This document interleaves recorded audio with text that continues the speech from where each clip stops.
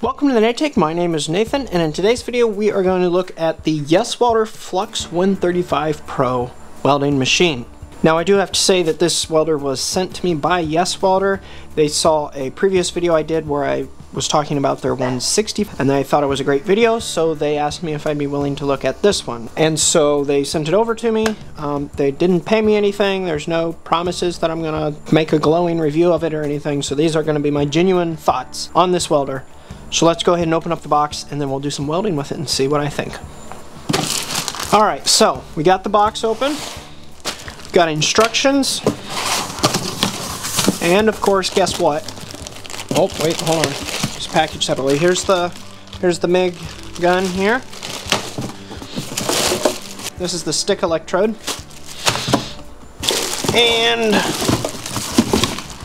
the welder, and on the very bottom is the ground clamp. So here's a little size comparison. This is the YWM160, which I reviewed previously, and the Flux 135 Pro next to it there. It is a much smaller machine than the YWM160. As I mentioned previously, I believe it does flux core, stick, and TIG welding. You can choose from it here on the side here. You've got your little icons there. All you have to do is just hit this mode button here in order to switch between them. Flux on the bottom, lift, TIG, and stick. With the Flux, like I mentioned, you can change your feed speed. If you do need to change your voltage, just hit the parameter button and then you can adjust it -3 or +3 volts and anywhere in between. So that is fantastic. It's very simple to use, like I said. You can choose your wire diameter down here with this button. Stick, you have two extra features. It's a arc force, which is supposed to improve the stability of your arc and just make it easier to maintain. You have hot start, which increases your voltage when you initially start your stick weld. That's just supposed to make the arc easier to strike. The TIG doesn't have any options on the machine, and that makes sense if you know anything about TIG welding. They did send me some TIG accessories, so I will be learning how to TIG weld using this machine, which will be a fun endeavor. What else? Right, it can do, according to the instruction manual, it can do proper MIG welding. You just have to use an external gas setup because this one does not have it. I don't have that. I can't talk on that. Have to do your own research to see what is necessary for that. Alright, so we brought you in, so we're going to take a look inside the side of the machine here. This here, of course, is where you're going to put your wire spool. It only takes 2-pound spools, which is okay for a small machine like this. And then, of course, down here you have your feed rollers down here and your tensioner right there. And, of course, you can tension your spool, which obviously you have to, so good thing that's there. Now here inside the machine, it's a very simple setup. You have your wire roll over here with your tensioner, and then it just feeds off into your input through your feed rollers and into the machine. Very simple, very basic. To load it, you just simply release the tension on there, and then this flips up, and now you have easy access to be able to load your wire in. And then you can use that feed wire button to send it through the gun, which is nice. I'm not going to take this off because I have wire in it right now, but the easy way to change your feed roller down here, depending on which size wire, you just simply turn this knob, pull it out, it just comes out, and then you can pull the feed roller out and switch it depending on which side you need. So very simple in here, very clean, and very good. So let's go ahead and take a look at the important accessories. You've got your ground clamp, pretty standard, nothing to write home about. It's heavy duty. That's a huge improvement over the previous brand that I had. And it's got copper jaws in there, if you can see that, and a nice big wide copper band connecting the two sides. And a heavy gauge. What is this? It just says 1 by 16 millimeters squared on it. It does not give me a gauge. This looks like about 6 feet.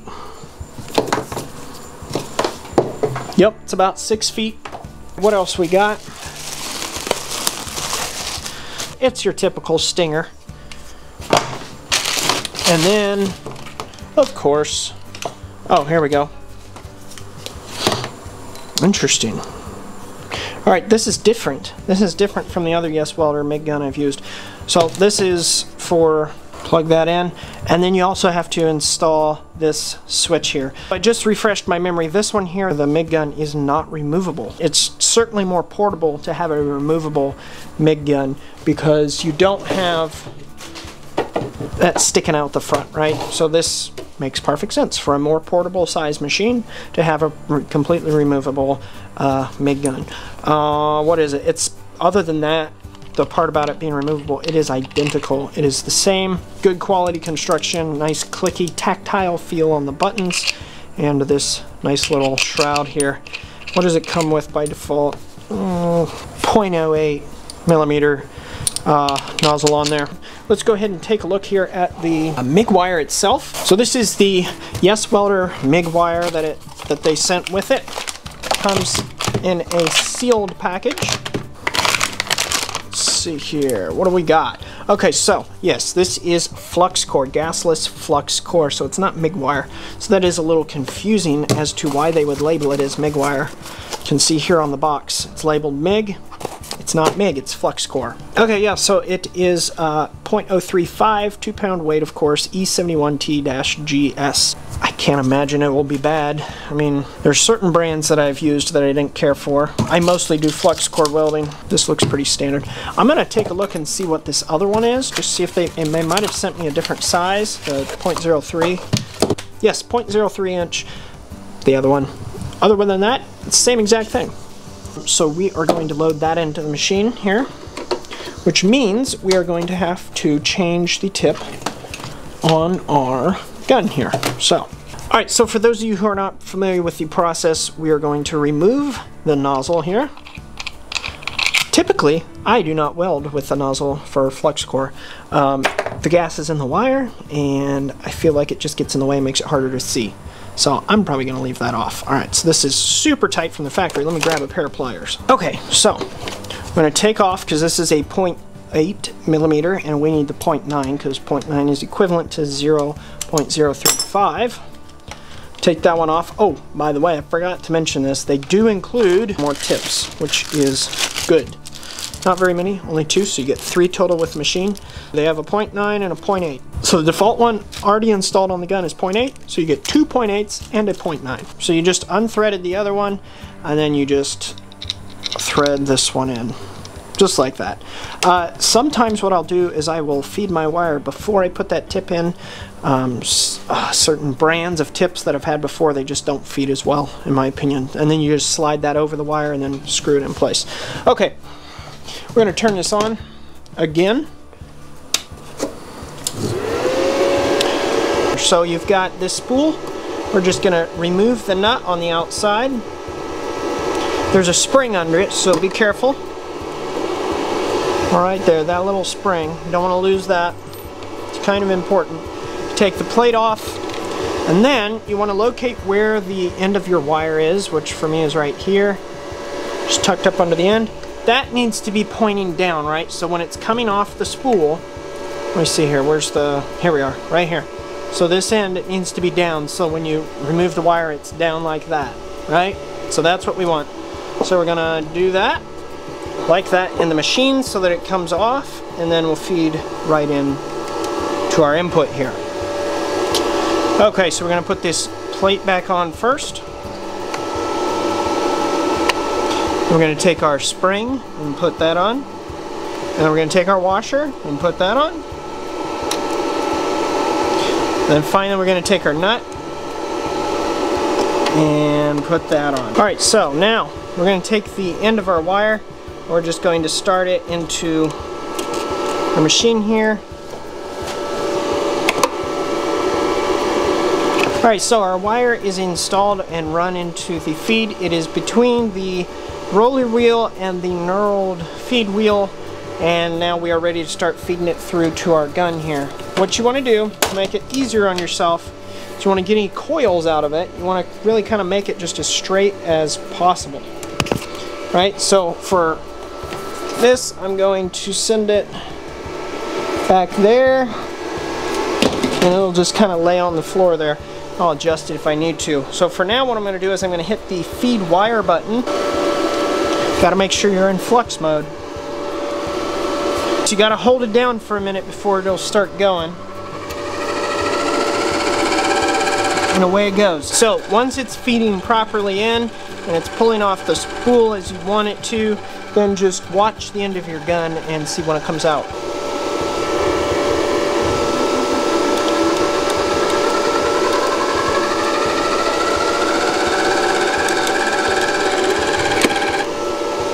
There we are, right there. So you heard that little pop. That was it getting past this nozzle. That's why I said earlier sometimes I won't have that on when I'm initially feeding wire through, just so that there's not a little hang up there, possible hang up. Didn't hang up, could have. Now we're set up and ready to go do some flux core welding. The machine's set up anyway, now I gotta get set up.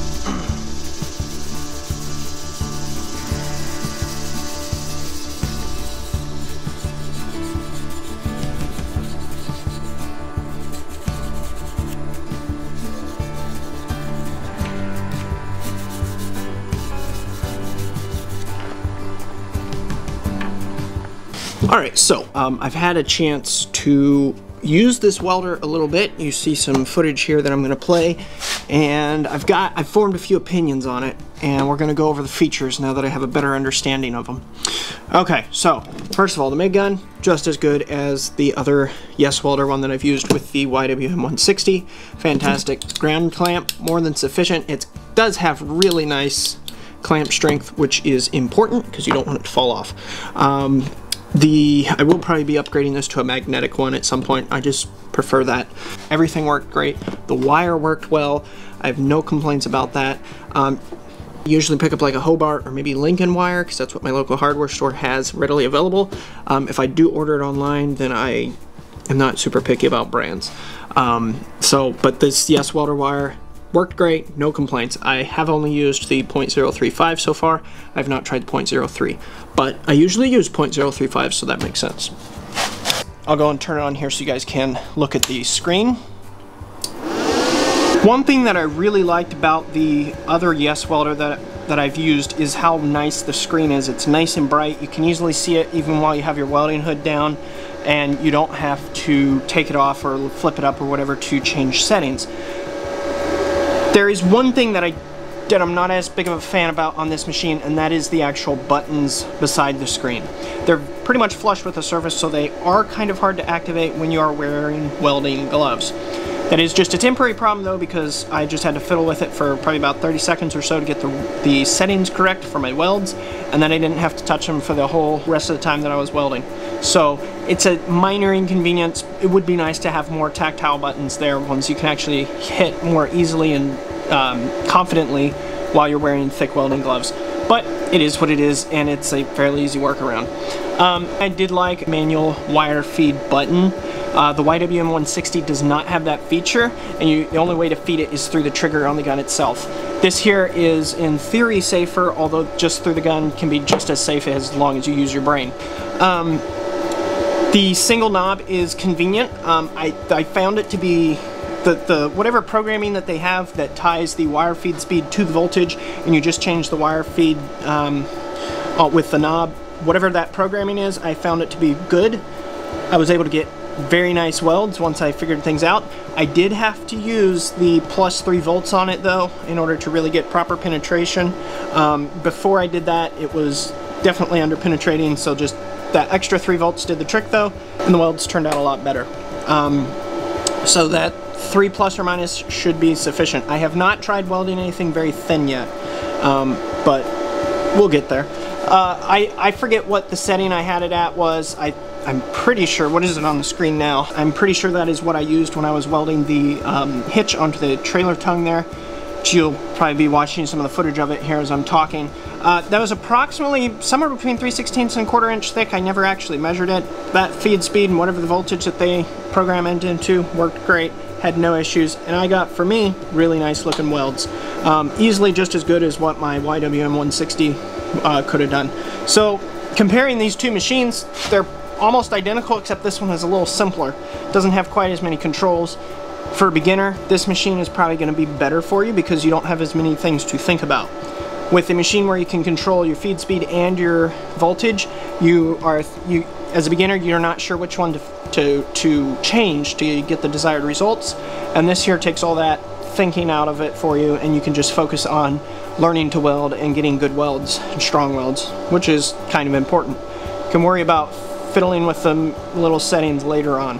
I think this would be a fantastic beginner welder, also a good welder for responsible children. So if you want to get your kids into welding, if you think they're ready for that, this here is going to be a good machine for it. So what is my opinion about this welder? Well, I haven't used it a whole ton. I've used it a good bit, but not a whole ton yet. That is a official measurement. Anyway, I think it's a great welder. I think it would be fantastic to learn on because it is so simplified. Everything is, for the most part, automated, and you just really have that one knob setting to change. And it's a great machine for a homeowner, for someone who's not going to be welding together heavy-duty steel, nothing like if you're doing... Goodness, I probably wouldn't do anything more than about what I showed you guys already with the hitch on the trailer tongue there. It's about 1/4 inch or so thick. I probably wouldn't go any thicker than that with this machine. It's perfect for a hobbyist who is just doing small things here and there and isn't doing anything huge. The ability to do multiple processes in one machine, I think, is wonderful. The form factor is great. The size is small. I'm going to keep it under my workbench. It's small enough that I'm not going to miss the space that it'll take up. It won't take up a whole lot. And yeah, I can just easily turn it on, whip it out if I need to fix something real quick on the bench, and that will definitely save me some time.